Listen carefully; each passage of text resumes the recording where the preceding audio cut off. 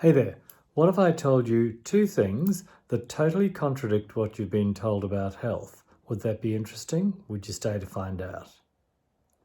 Hi there, Dr. Brian here. It's Thursday and I'm home after a great day. And on my drive, I listened to a really interesting interview on valuetainment with Dr. Tom Cowan. He spent 35 years in practice, not working with medicine, but treating people with an array of illnesses. And so he's working to help the body heal itself. So he quoted two documented in the literature experiments that quite confound what we think we know. So one was conducted in 1919 by the Boston Health Department, which was during the Spanish flu. And so, that was quite deadly. A lot of people got very sick and died. And so they were trying to work out how contagious it was, because it seemed to be very contagious because clusters of people got it, and relative to today's world where it was given an R0 value of about 1.8. And it went around the world 3 times in 18 months and killed 20 million people, or some epic number. So to discover the contagibility, you could say, or the ease of contracting it, they actually got 100 healthy volunteers who obviously had a very generous heart, and they got sick people who had raging symptoms, and they divided 100 people into 3 different groups. And one group, they got them to breathe heavily into the open mouth of the sick person sitting opposite them for 10 minutes. Another group, they coughed into the open mouth of the people sitting opposite. And a third group, cover your ears, they took snot, mucus out of the runny noses of the sick people and put it into the noses of the healthy people. So that's 3 groups of 33 people. And at the end of that, what was the outcome? How many people were sick? You'd be forgiven for thinking that 99 of them were sick. No, only one person was sick with a runny nose. None of the other people got sick.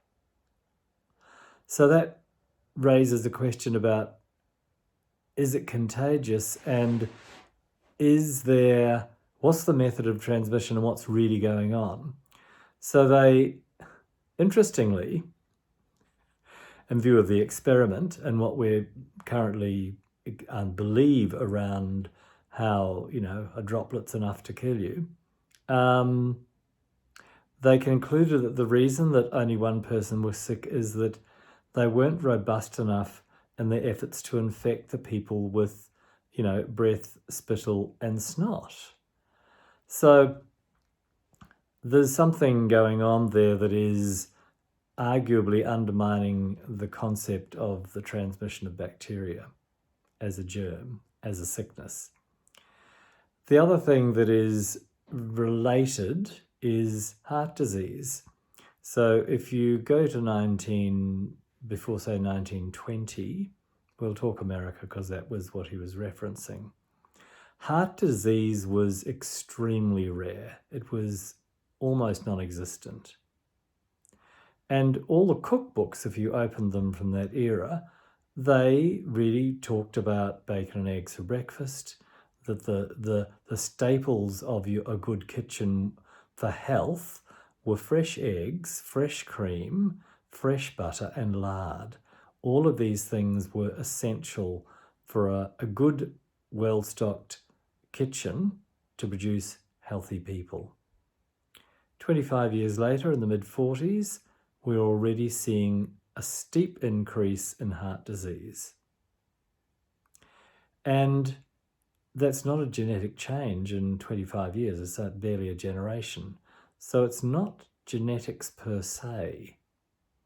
But what occurred concurrently was the beginning of, if you like, the industrialization of food production and the use of the early fledgling agricultural chemistry industry. And things were used on the farms then that we now have banned because they're so toxic, DDT, etc. So I found this quite interesting.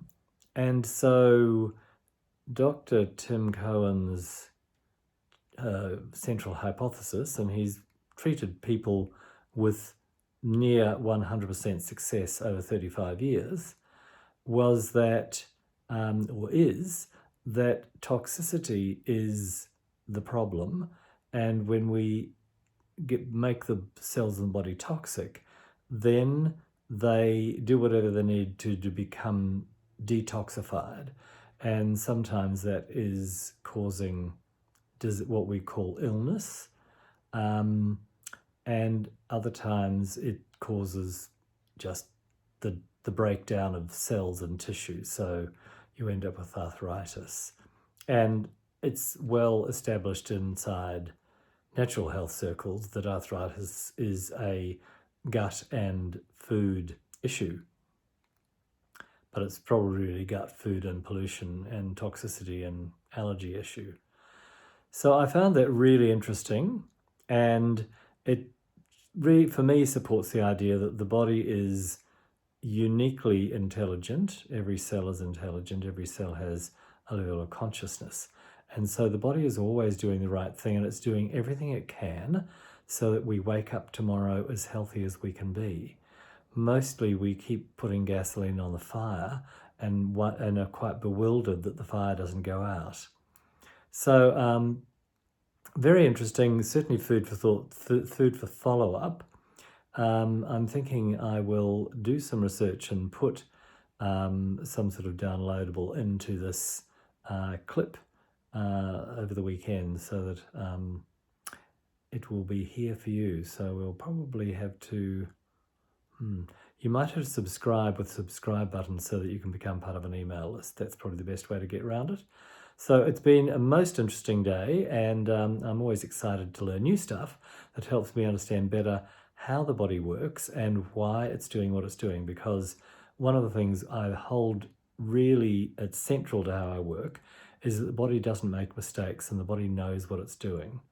We have almost always created the situation consciously or unconsciously through the three main toxic loads, which are environment, the air, things like electromagnetic, because the body is subtly electrical.